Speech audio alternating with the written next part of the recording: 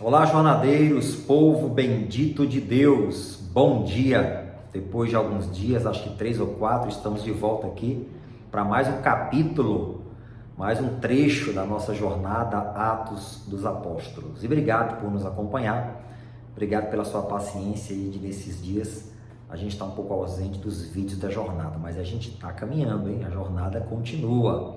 Obrigado também por deixar o seu like sempre aí no nossos vídeos, no nosso canal, que isso é muito importante. Bom, estamos no capítulo 20 do livro de Atos e eu gostaria que especialmente hoje, escute, especialmente hoje, você prestasse muito atenção nessa leitura e nas observações que eu vou fazer para você, tá ok? Então preste atenção, Atos capítulo 20, o versículo é o de número 7, que diz assim, ó: no primeiro dia da semana, ajuntando-se os discípulos para partir o pão, Paulo, que havia de partir no dia seguinte, falava com eles e alargou a prática até a meia-noite, ou seja, pregou até meia-noite. Havia muitas luzes no cenáculo onde estavam juntos. Preste atenção, por favor, não se distraia. Fique aqui, cancele tudo que está te distraindo agora, preste atenção nessas informações que eu vou te dar. A Bíblia diz que no primeiro dia da semana eles se reuniram e ajuntaram-se todos os discípulos para partir o pão. Então vamos devagar aqui. Eles separaram o primeiro dia da semana para se reunirem. Olha só essas observações, escute. Embora eles lessem, meditassem, orassem e cantassem salmos, cada um em sua casa, e dessa forma mantivessem a comunhão com Deus, isso não bastava. Olha, eles oravam, eles jejuavam, cantavam, liam salmos, mantinham a comunhão com Deus em suas casas, mas isso não bastava. Escute, havia a necessidade de se reunirem para cultuar a Deus em comum acordo e assim manter a comunhão uns com os outros, encorajando-se mutuamente. Você vê que coisa importante isso? Meu Deus do céu! Você está entendendo isso aqui? Aqueles primeiros cristãos, eles faziam tudo o que nós hoje fazemos. Se você é um cristão, você deve ler sua Bíblia em casa, você deve orar, você deve jejuar, você deve cantar louvores. Mas isso não era o suficiente, isso não bastava. Eles sabiam da necessidade de se reunirem juntos para se encorajarem mutuamente. Aí se cumpre aquilo que o autor aos Hebreus disse: não deixeis a vossa congregação, o ato de congregar. Então isso aqui é um despertamento, uma chamada de atenção, um alerta para muitos cristãos que estão acomodados em seus lares, nas suas casas e dizem: eu não preciso ir à igreja para congregar, eu não preciso da igreja, eu tenho comunhão com Deus na minha casa, eu leio minha Bíblia, eu oro, eu busco o Espírito Santo. Bom, você que está nessa prática está completamente errada. Isso é antibíblico. O Senhor Jesus, ele incentiva as reuniões solenes, ele incentiva a comunhão uns com os outros, ele incentiva a congregação. Precisamos nos reunir para nos encorajar mutuamente, adorar mutuamente, buscar a Deus mutuamente. O Senhor Jesus desestimula o isolamento. Exatamente, vou repetir para você. O Senhor Jesus desestimula o isolamento. O Espírito Santo veio quando haviam quase 120 pessoas isoladas? Não, reunidas. Exatamente. Eles estavam reunidos no mesmo lugar, juntos ali. Quando o Senhor Jesus lavou os pés dos discípulos, ele foi na casa de cada um separadamente? Não, eles estavam todos reunidos. Na noite da grande ceia, eles cearam individualmente, eles estavam reunidos. A igreja se reunia nas casas, porque naquela época não existiam as estruturas de templos como temos hoje. Então, é importante nós termos essa prática. E triste para aqueles que se isolam e que dão os mais diversos tipos de desculpas para não irem à sua igreja, para não congregarem em uma igreja. Ah, porque eu não concordo com as igrejas. Ah, porque as igrejas têm muitos erros. Ah, porque os pastores pedem dízimos e pedem oferta. Ah, porque o som é alto. Ah, porque tem muito cristão hipócrita. Cabe mais um. Ah, que tem muito pegador. Cabe mais um, você. Exatamente. Não se isole.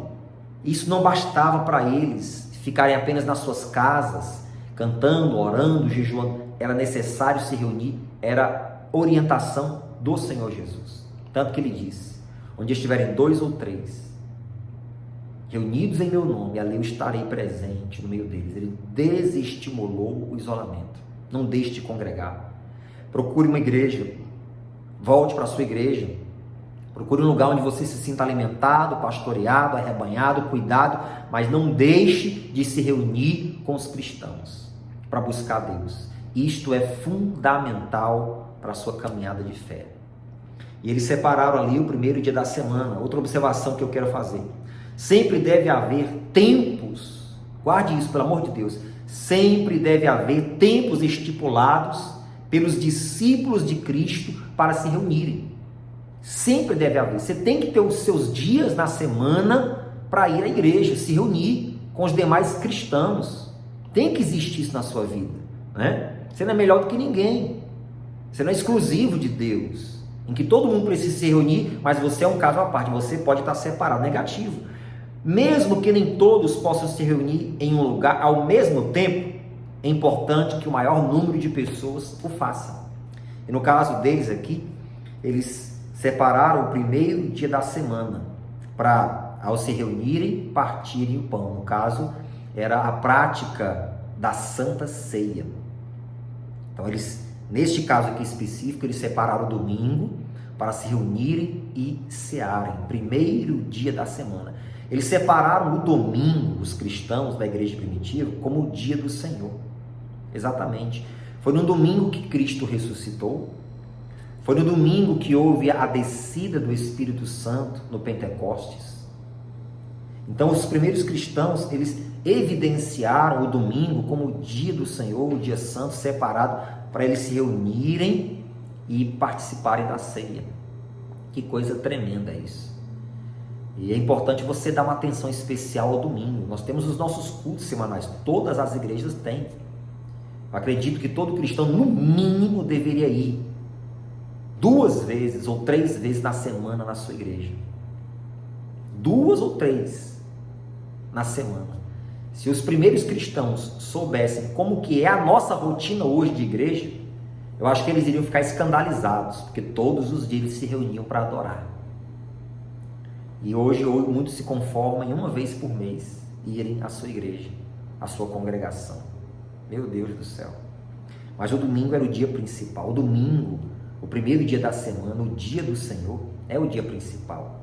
E eles separavam esse momento para se reunirem. E continuando aqui o versículo, diz assim: Paulo, que havia de partir no dia seguinte, falava com eles e alargou a prática até meia-noite. Naquele dia Paulo estava pregando, e se tivéssemos um esboço, né, do que Paulo falou naquela pregação, se estendeu até meia-noite. Ele alargou a pregação, foi até meia-noite, estendeu muito, né? Mas por quê? Porque no dia seguinte ele ia partir, e Paulo não sabia novamente se iria ver o rosto daqueles irmãos. Então ele queria passar o máximo que ele pudesse de palavra de Deus, de ensinamentos, orientações, recomendações para aqueles irmãos. Isso mostra o prazer que Paulo tinha de estar com eles. Paulo não tinha pressa para dar um recado rápido e deixá-los. Não. Paulo tinha prazer de estar com eles. Aí eu pergunto para você que está aqui me acompanhando: você tem prazer de estar com seus irmãos em Cristo? Congregando na igreja, buscando? Ou sempre tem alguma coisa que te incomoda?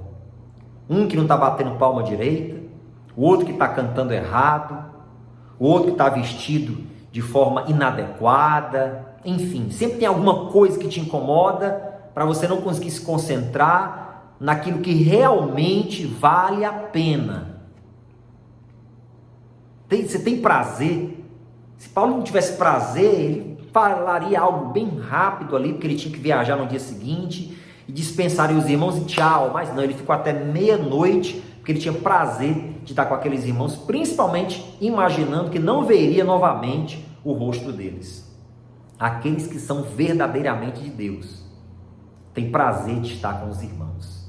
E uma última recomendação que eu quero te dizer aqui nesse texto, versículo 8, preste atenção, diz assim, ó: havia muitas luzes no cenáculo, onde estavam juntos. Como a pregação se estendeu, foram necessárias que fossem acesas as lamparinas. Para quê? Para que todos pudessem consultar nas Escrituras. Não numa Bíblia como essa naquela época, mas nas Escrituras que eles tinham acesso.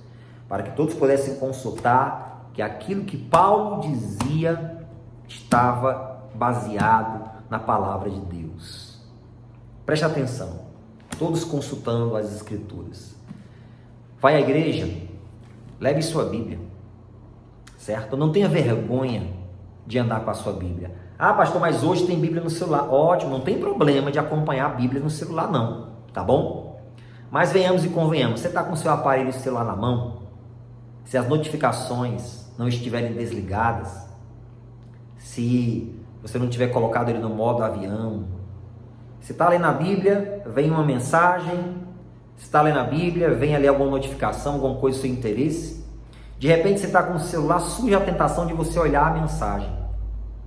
O pastor que está lá em cima pregando pensa que você está acompanhando a Bíblia, mas de repente você nem está, você está vendo a mensagem, tirando a porção que é do Espírito Santo, porque aquele culto, ele é sagrado, dedicado, consagrado, é o seu sacrifício para o Espírito de Deus. E aí aquele sacrifício foi rompido, foi feito de qualquer jeito, de qualquer maneira. Você veja como as coisas de Deus são sérias, né? Então, leve sua Bíblia. Você vai acompanhar a Bíblia nos aparelhos tecnológicos que você tem. Leve a sério esse momento. Sacrifique para Deus. Aquele momento é dedicado exclusivamente ao Senhor. Isso é muito importante você entender, tá bom? Eu quero agradecer pela sua atenção. Vamos orar? Falar com Deus. Bendizer ao Senhor por mais um dia na nossa jornada. E hoje eu estendi também um pouco, né? Já vão aí para 12 minutos, mas vale a pena, é um tempo que você está investindo com Deus. No trânsito você demora muito mais para chegar, às vezes, em algum determinado lugar. Na fila de um banco, também muito mais. 12, 13, 15 minutinhos aqui, não é perda de tempo não. Vamos falar com Deus? Senhor, muito obrigado por mais esse tempo de qualidade aqui na jornada, Atos. O Senhor está nos conduzindo, Deus, no vento do Espírito, e que assim continue. Que nós possamos ter prazer, imenso prazer, de estarmos reunidos como igreja, como irmãos, adorando ao Senhor, em espírito e em verdade. Amém? Graças a Deus. Obrigado pela sua atenção. Não esquece de deixar o like, compartilha, envia para aqueles irmãos que estão precisando ouvir isso aqui, tá bom? Forte abraço, a jornada continua.